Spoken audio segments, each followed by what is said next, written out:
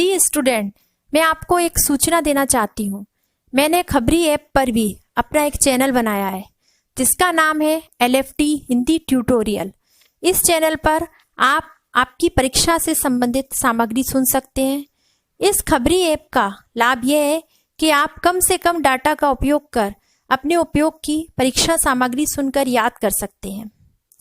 खबरी ऐप पर मेरे चैनल का लिंक आपको डिस्क्रिप्शन बॉक्स में मिलेगा। आप खबरी ऐप पर मेरे चैनल पर जाएं और LFD हिंदी ट्यूटोरियल को फॉलो करें। धन्यवाद। हेलो स्टूडेंट्स, मेरे channel LFD Hindi and GK education में आप सभी का स्वागत है। और आज मैं आप लोगों को पढ़ाने जा रही हूँ कक्षा 11 की हिंदी पाठ पुस्तक का पाठ 4। तो पाठ 4 की मैं व्याख्या और जो कठिन शब्द है वो पहले मैं आप लोगों को पढ़ा चुकी हूँ। तो डिस्क्रिप्शन बॉक्स में चल रहे लिंक में जाकर आप इनका लाभ ले सकते हैं। और आज मैं आप लोगों को इस पाठ के प्रश्नोत्तर पढ़ाने जा रही हूँ। तो इस पाठ के प्रश्नोत्तर पढ़ाने से पहले मैं आप सभी से कहना चाहूंगी कि आपने अभी तक मेरे चैनल को सब्सक्राइब नहीं किया है तो प्लीज सब्सक्राइब कर लीजिए ताकि मेरे आने वाले हर नए वीडियो का लाभ सबसे पहले आपको मिल सके। बच्चों, इस पाठ को पढ़ाने से पहले मैं आप लोगों को इस पाठ के बारे में कुछ बताना चाहती हूँ। विदाई संभाषण पाल मुकुंद गुप्त की चर्चित व्यंग्य रचना शिव शंभू के चिट्टे से ली गई है। इसमें लॉर्ड कर्जन के वायसराय रहते समय भारत और भारतीयों की दयनीय स्थिति का वर्णन किया गया है। जिस समय लॉर्ड कर्जन वायसराय थे उस समय भारतीयों की क्या स्थिति थी उसको इस पाठ में समझाया गया है। लॉर्ड कर्जन ने हर स्तर पर अंग्रेजों का वर्चस्व स्थापित करने की कोशिश की, अंग्रेज साख को बनाए रखने की कोशिश की।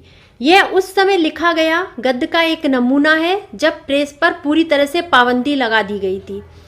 इस पाठ में भारतीयों की बेबसी लाचारी को व्यंग्यात्मक ढंग से लॉर्ड कर्जन की लाचारी से जोड़ने की कोशिश की गई है। तो चलिए बच्चों शुरू करते हैं पाठ के 7 वाले प्रश्नोत्तर। सबसे पहले प्रश्न नंबर 1 है, शिव शंभू की 2 गायों की कहानी के माध्यम से लेखक क्या कहना चाहता है। बच्चों, इसका उत्तर है शिव शंभू की 2 गायों के माध्यम से लेखक ये कहना चाहते हैं कि लोग आपस में भले ही कितना भी लड़ते झगड़ते रहें परंतु उन्हें अपने लोगों से बिछड़ने का गम होता है। शिव शंभू की 2 गाय कहानी में लॉर्ड कर्जन को ताकतवर गाय का प्रतीक माना गया है और भारतवासी कमजोर गाय हैं। शक्तिशाली गाय लॉर्ड कर्जन के बिछड़ने पर कमजोर गाय भारतवासी दुखी है। अगला प्रश्न है प्रश्न नंबर 2, 8 करोड़ प्रजा के गिड़गिड़ाकर विच्छेद न करने की प्रार्थना पर आपने जरा भी ध्यान नहीं दिया। यहाँ किस ऐतिहासिक घटना की ओर संकेत किया गया है। इसका उत्तर है बच्चों, यहाँ लेखक ने बंगाल विभाजन की जो ऐतिहासिक घटना थी उसकी ओर संकेत किया है जो कि 1905 में हुआ था। जब लॉर्ड कर्जन ने बंगाल का विभाजन किया तो बंगाल की 8 करोड़ जनता ने इसका विरोध किया, किंतु लॉर्ड कर्जन ने जनता की किसी भी बात पर ध्यान नहीं दिया। जनता की किसी भी बात को लॉर्ड कर्जन ने नहीं माना। अगला प्रश्न है प्रश्न नंबर 3, कर्जन को इस्तीफा क्यों देना पड़ गया। इसका उत्तर है बच्चों, लॉर्ड कर्जन के इस्तीफे के 2 प्रमुख कारण थे। तो पहला कारण मैं आप लोगों को बता देती हूँ, इसके बाद फिर दूसरा कारण बताऊंगी। फर्स्ट कारण है इसका, लॉर्ड कर्जन ने बंग भंग को मनमाने ढंग से लागू कर दिया जिससे पूरे भारत में इसके खिलाफ आंदोलन छिड़ गया। भारतवासी आंदोलन करने लगे। इस आंदोलन के कारण लॉर्ड कर्जन इंग्लैंड वापस जाने के बहाने ढूंढने लगा कि किस तरह से मैं इंग्लैंड वापस जाऊं। इसका पॉइंट नंबर 2 है, दूसरा बिंदु, लॉर्ड कर्जन अपनी इच्छा अनुसार एक फौजी को नियुक्त करना चाहता था जिसे ब्रिटिश सरकार ने नहीं माना। इसी कारण लॉर्ड कर्जन को इस्तीफा देना पड़ा। अगला प्रश्न है प्रश्न नंबर 4, विचारिए तो क्या शान आपकी इस देश में थी और अब क्या हो गई। कितने ऊंचे होकर आप कितने नीचे गिरे, इसका आशय स्पष्ट कीजिए। इसका उत्तर है बच्चों, लेखक लॉर्ड कर्जन से यह कहना चाहता है कि पहले आपकी क्या शान थी और अब क्या रह गई। दिल्ली दरबार में आपकी और आपकी पत्नी की कुर्सी सोने की थी। आपके हाथी का हौदा, चंवर, छत्र सबसे ऊंचा था। आप जिसे चाहे मिट्टी में मिला सकते थे, परंतु अब आपकी स्थिति ऐसी हो गई है कि आपकी इच्छा से एक फौजी अफसर भी ब्रिटिश सरकार ने नियुक्त नहीं किया। अगला प्रश्न है प्रश्न नंबर 5, आपके और यहाँ के निवासियों के बीच में कोई तीसरी शक्ति और भी है, या तीसरी शक्ति किसे कहा गया है? इसका उत्तर है बच्चों, यहाँ लेखक ने तीसरी शक्ति ईश्वर को कहा है। लेखक ने कहा है कि ईश्वर की लीला बड़ी विचित्र होती है, क्योंकि जब लॉर्ड कर्जन ने इस्तीफा देने की धमकी दी तो अंग्रेज सरकार उनके फैसले से विचलित नहीं हुई, बल्कि उनका इस्तीफा उन्होंने स्वीकार कर लिया। लेखक का कहना है कि संसार में सब कुछ तीसरी शक्ति अर्थात ईश्वर की इच्छा से होता है, भगवान की मर्जी से होता है।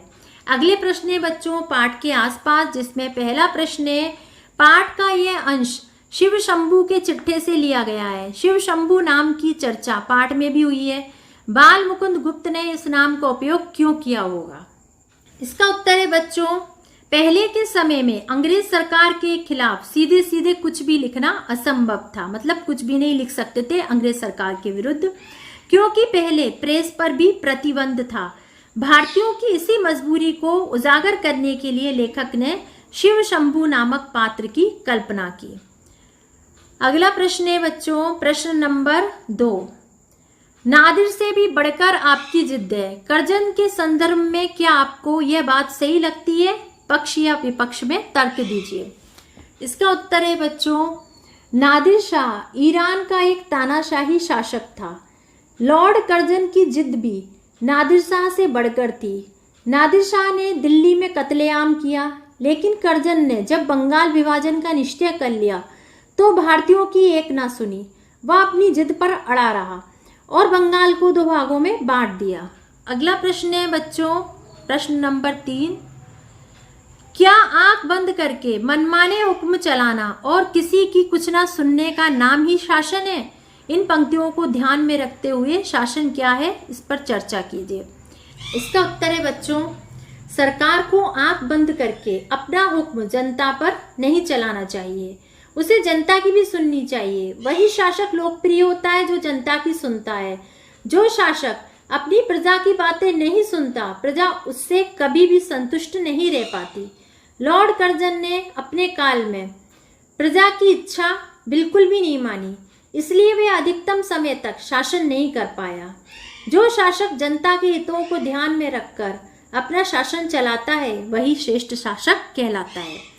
प्रिय विद्यार्थियों, आज का मेरा ये टॉपिक यहीं पर समाप्त होता है। आज का मेरा ये टॉपिक यदि आप लोगों को पसंद आया हो, आप लोगों को अच्छा लगा हो, तो प्लीज़ इसे लाइक कीजिए और आपके जो भी फ्रेंड्स आपकी तरह आपकी क्लास में पढ़ते हैं उनके साथ इसे शेयर कीजिए। और जो मेरे चैनल पर नए हैं उनसे मैं कहना चाहूँगी कि आप मेरे चैनल को सब्सक्राइब जरूर कीजिए। धन्यवाद।